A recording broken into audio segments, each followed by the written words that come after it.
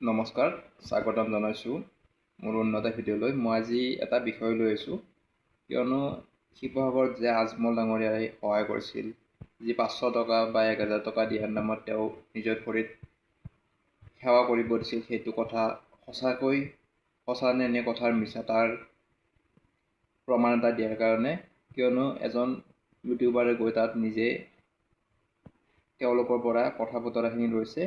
সকলোৱে চাই লওক। কথাটো কি 500 টকাটো যে দিছে এতিয়া ভাইৰেল হৈ আছে, চবে কৈ আছে যে সেৱা কৰ তাৰপিছতে 500 টকা ল, সেনেকুৱা টাইপৰ কিবা কথা কৈছে কোৱা নাই। সেইটো আমি নিজে তাৰমানে তেওঁ ডাঙৰ দেখি অকমান এনেই হাত যোগ কৰিছো। শুনা, আমাৰ এটা নিয়ম আছে, আমাৰ মহিলাসকল হওক, আমাৰ মানে আমাৰ প্ৰভুত্বসকলৰ এটা নিয়ম আছে। আমাৰ কিবা এটা ডাঙৰ মানুহ যেনেকে এই বস্তুটো মানে মাইকী মানুহ এনেকে যায়, তেওঁ মানে আজমল চাহ সুখীয়া মানুহ যে তেওঁ এনেকেহে আছে, তললৈ মুখ পোৱা নাই।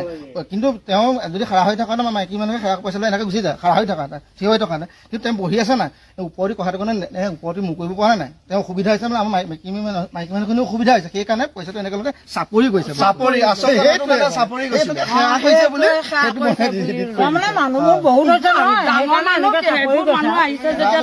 হৈছে। তেওঁতো বহি আছিলে, সেইকাৰণে মানে সেৱা কৰা লিখীয়া লাগিলে, কিন্তু সেৱা কৰিছে যদিও তেওঁতো কোৱা নাই যে সেৱা কৰক। ইয়াত হিন্দু মুছলিম এই যে সাম্প্ৰদায়িক যিটো আমাৰ বাৰ্তা, এই বাৰ্তাটো আমাৰ বৰ বেয়া বাৰ্তা হৈছে।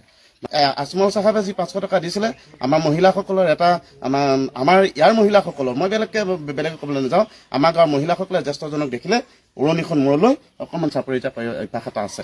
গতিকে সঁচাটো কি যে ঠাইলৈ আহি জানি লৈ প্ৰচাৰ কৰক। আজি আজমল চাহাবে যিখিনি ভাল কাম কৰিছে সেইখিনি কেলৈ প্ৰচাৰ কৰা নাই? 24 ঘণ্টাৰ ভিতৰত এই মানুহখিনিক ক্ষমা খুজিব লাগিব, সেই বিষয়ে কি ক'ব? এইটো ক্ষমা খোজা কোনো কথা প্ৰশ্নই নুঠে। আজমল চাহাবেতো মহিলাখিনিক কোৱা নাছিলে সেৱা কৰ,